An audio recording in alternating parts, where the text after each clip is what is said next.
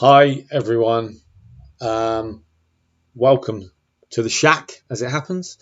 Um, Hopefully by now some of you will have seen my World Radio and TV Handbook review of the printed book for 2026, which is unfortunately the last edition that we're going to get in print, which is very sad. I think we all, or nearly all of us, feel the same way about that. And hopefully, some of you, although it was a bit less popular, saw my review of the web edition of the World Radio and TV Handbook for 2026. I mean, I don't know how much I can read into that, but there were a lot more views for the hardback, hard copy version than there was for the web edition. But I guess that's not to be expected.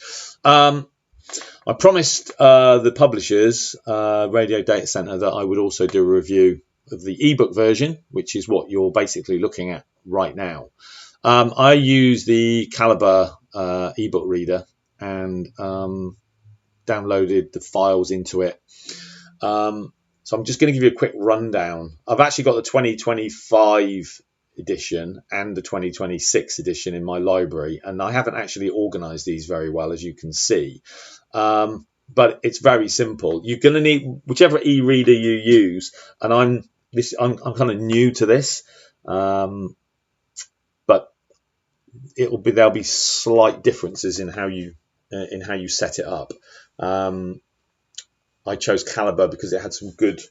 It was recommended actually, but on a few websites to use Calibre, so I did. So effectively, what you've got are the various chapters of the printed book, and they're just basically directories, I suppose, within the ebook reader itself. So as you can see, for the 2026 edition, I've got National Radio, an ebook release and compatibility note, National Radio Part 2. I've got National Radio twice, National Radio Part 4, National TV, International Radio frequency lists, blah blah blah, etc. etc.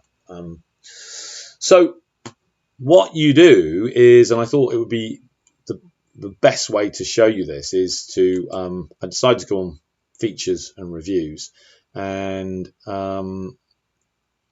if you just double click that. And then I'm using it on a fairly old computer. I probably should have done this on one of my sort of newer laptops. But basically, a window opens, and here it is. WRTH. In fact, I already had one open. I'm just going to close that. I've got two going. WRTH 2026 ebook features and reviews in the ebook viewer. Now, you can show controls in this particular piece of software. So you can go backwards, forwards. Search, go to, etc. But what I do is I use the table of contents way of doing it, and I've just literally switched it off, so I'll switch it back on again. And effectively, it's a bit like having directories in your email. So start with the editorial. So effectively, this is the start of the book, so which explains, why unfortunately the publishers have had to move away from a printed version, and then a list of all of the contributors, which is the next page in the book. So you're getting it. And then medium wave, Australia in Austria. So this was a really interesting article by Christopher Ratzer about how he DX'd, I think, two medium wave stations, Australian medium wave stations in Austria. I mean, unbelievable. I've tried that myself and it didn't work. And then literally you can just keep clicking down the table of contents to choose the article that you want. So the Reuters RSR 200B SDR receiver, which was a very interesting review. That's all there. And it actually breaks it down. So key specifications, housing and workmanship, the mysterious SCP-1000 socket is all on that page. Operating software is another page. Operating modes starts on the same page. Operation via USB. You get the idea. Next article, Jaguar SDR for medium wave DXers. So I think that's post-processing software. which look very interesting. The WaveView DX software. And if we scroll down the table of contents a bit further, the HF Receiver Guide 2026. Now I can make this bigger. There you go, if you like. And you can search as well. You can search the table of contents, etc. So, and then basically work your way down the table of contents for this section of the book. So I don't know how to pronounce this properly, but I'm going to say Quodison DX286, which apparently has got a very good reputation, by the way. And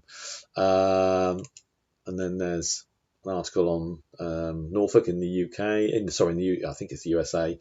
3 stations there. There's an article on Gibraltar Radio, latest in DRM, etc., etc. So that's basically the 2026 ebook features and reviews. So, but everything there, it's exactly the same as the book. You just have to, on this slightly slower computer, you kind of sometimes have to wait for it to load. But the maps sort of can take. Oh no, actually, I think it's me. Actually, no, that's right. Yeah, you have to wait for the sort of maps to load. So I won't hang around there.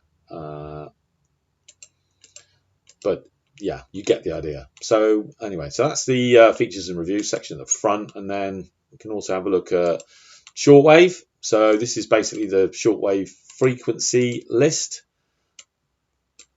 Just expand the box a little bit, and so yeah, same deal basically. There's no point doing the table of contents here because it's only one section. But yeah, so here you have shortwave stations of the world, and you can basically start.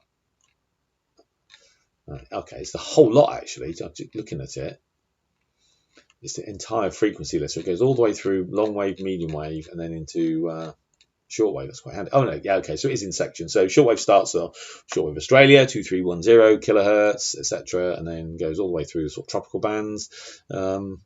Looks like there's a lot of stations there. There actually isn't, but what there are, it splits it by frequency and obviously by time of broadcast, which is actually really useful. Yeah, so that's just another example. So there you go. That's basically it. On a slower computer, those of you who've got a modern computer, probably be a bit quicker. But if I don't know, let's try the reference section. So I'll just double click that. There you go. So I've not looked at this before using the reader. Okay, so there you go. So selected internet resources. So that's basically the entire reference section. Now that's all text, so that actually loads up pretty quickly. But I mean, overall, it's very good because it's laid out exactly as the book is laid out. So what you see in the book is what you see here. So I highly recommend it. Yeah, if I was honest, would I prefer the book was still available? Absolutely. But is this actually very good and in some ways actually quicker to pinpoint information that you need? I think that's probably true as well. So it's there's not that many downsides to it, I've got to say, other than I'm old school. And what can I say? I prefer to hold a book in my hand, but we have to continue to be grateful to the guys at the Radio Data Center for continuing to publish this book in electronic form, because they don't have to do it, they don't have to do anything, but they're continuing to do it, and we kind of need to support them, because if we don't support them, in the end it won't be worth their while. It has to be commercially viable. So my take on this is that we should support them if we can. So and this is just a quick look at the ebook version. I'm not an expert, which is probably helpful. I've had to sort of pick this up as I sort of go along, but I came to the conclusion very quickly that the WRTH in ebook form works very well, because in the end, I know that we read the first section, the features and reviews, just for pleasure, but beyond that, what we're actually doing is looking for information, and it is actually a quick way of obtaining the information you need. So anyway, there you go. Anyway, that's my take on it. Thank you so much for watching and listening, and obviously I welcome any comments in the comments section on the channel. So thanks very much, and I wish you 7-3.